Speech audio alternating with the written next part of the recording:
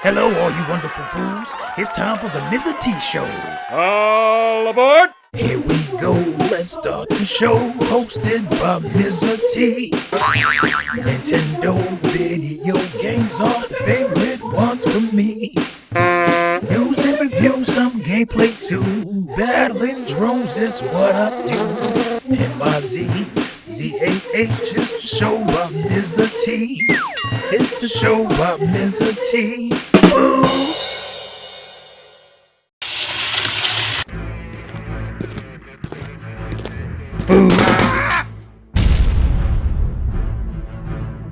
Hey foos, welcome to another episode of the Tea Bag. In this segment, Mizzah Tee answers questions from you, my viewers. In an attempt to avoid any fanboy assherdery, I must preface this segment with a disclaimer. My answers to these questions are my opinions. That's right, foos, my opinions. I understand that if you drop the P-I in opinions, you get onions, and onions are known to make people cry. Please save your tears, fools. I don't pass my opinions off as facts like some fools. These are educated guesses, assumptions, and sometimes hopes based on my many years as a gamer. So please, use your handkerchiefs and try to refrain from writing me run-on sentence essays of incoherent gibberish.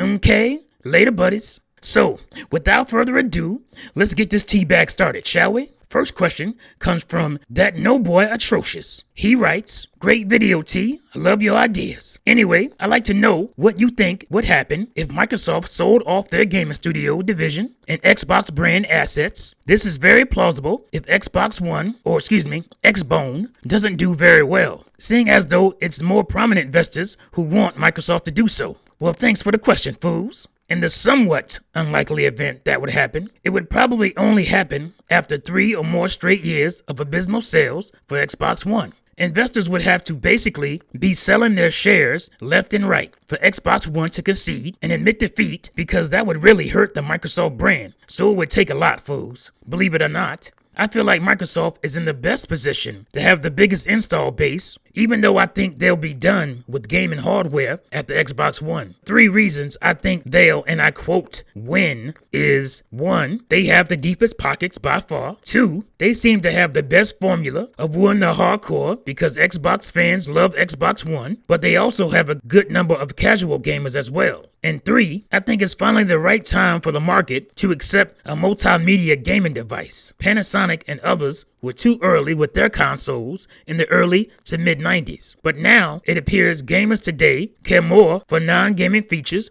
than they do about gameplay. So the thinking of dinosaurs like Mizzah Tee and perhaps even Nintendo just doesn't hold much weight in today's market. I hope I'm wrong, fools, but it seems that way. Great rock music is dying, hip-hop is dead, TV is dying, and I fear video games are next. And we have no one to blame but ourselves. Damn, that was some depressing shit, huh, fools? Thanks again for the question.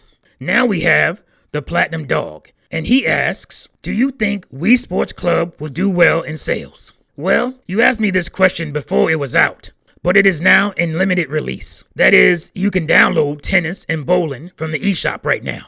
I don't yet know how it's doing, so I'll answer it like this. If Nintendo decides to expand the online features and include friend invites, allowing friends to team up for doubles and not have to be in the same room, and allow for smack talking with voice chat, along with releasing a full-on physical copy with all the sports included, then I think it would do pretty well. If not, then I think it would do just okay. I can't help but feel that in its current state, Wii Sports Club is simply an experiment to gauge the interest in new Wii series games. As it stands right now, interest seems pretty low. Thanks for the question, Platinum Dog. And now, we'll move on to a question from Anime Gaming Nerd. He writes, what are some of your favorite games and franchises that aren't on Nintendo platforms? That's a good question, fools. Let's see. As far as current franchises that I like that aren't on Nintendo, I would have to say Uncharted, although 3 wasn't quite the pinnacle, if you follow me. Far Cry, Lost Planet, again, Part 3, terrible. The Longest Journey, that's a series that started on PC, went to the original Xbox, but the next game is actually coming to Wii U, and I couldn't be happier, fools. What else? Borderlands and BioShock. And I guess Tomb Raider, although I haven't played the new one yet. That's all I can think of right now, as far as current franchises go. Thanks for your question. Next question's from that Drone Crusher Super Brothers. He asks, I have a question, Mizzah Tee. Why is there so much hate towards Nintendo? There really is so many ways to answer that question. But the best way to answer that question, for me anyway, is with analogies. As far as hate coming from developers, they hate Nintendo in the way that a son hates the father whose shadow he's in. Although he loves his father and wants to emulate his accomplishments, he simply can't. It is impossible to live up to his elder's greatness and the meaning and contributions he brought. So while there is admiration there is also jealous anger and resentment, much like Cain and Abel. As far as the gaming media goes, they dislike Nintendo's secrecy and limited access. They've grown used to an industry that kisses their ass and gives them full autonomous access and exclusive first peeks at their games. Nintendo Direct is the bane of their existence, a giant thorn in their side. They hate having to scramble at the last minute for surprise announcements. They always want to have the scoop, and they despise Nintendo for not changing to cater to them. It irks them to no end, and Mizzah Tee loves that fools. Actually, much like developers, they want Nintendo to kiss their ass. But Nintendo just smiles and walks away. I love that too. And as far as fanboys who hate Nintendo, it's simply because they know their favorite company and games are forever in the shadow of the big N and Nintendo's excellent games. Like Red Sox fans hate the Yankees. It's simply a case of penis envy. So what's that? 3 championships? Call Mizzah Tee when you get in the 20s. Go Yankees. Thanks, Drone Crusher, aka Super Brothers, for that one. Moving right along, we got Ninja Carbonated. He asks, Yo, Mizzah Tee, do you think that the Nintendo conspiracy is true? Or maybe third parties don't think all their games will sell well on Nintendo systems?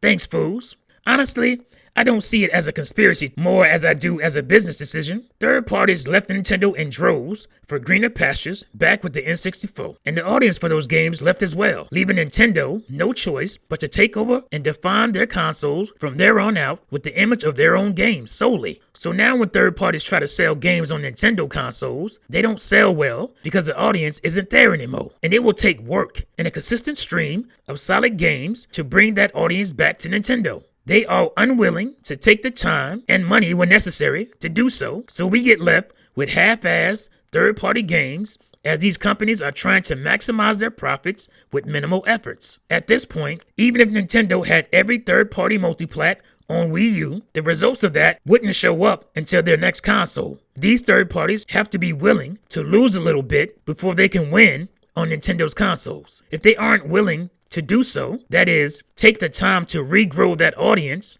on Nintendo consoles, then it won't matter. They have to care beyond dollars and cents. Then again, why they don't support the 3DS is beyond me. That audience is so varied, and there is a chance to do great business there. Western game companies simply have no imagination and expect audiences to cater to their needs instead of the other way around. Oh well, fools. Thanks for the question. And now we have Jamie Butterworth. Jamie states, the natural progression of technology and gaming seems to be headed toward possibly being mobile only. Where do you see gaming, specifically the big 3 companies, going over the next 10 years? Honestly, I'm not sure why people believe games are going mobile only in the next 10 years. We have today so-called next-gen systems bricking and overheating right out of the box or after 2 hours of use. How in the hell are we supposed to be able to play the 9th generation of games that requires cooling systems into a mobile device? My iPhone is red hot after talking on it for more than an hour. That's right,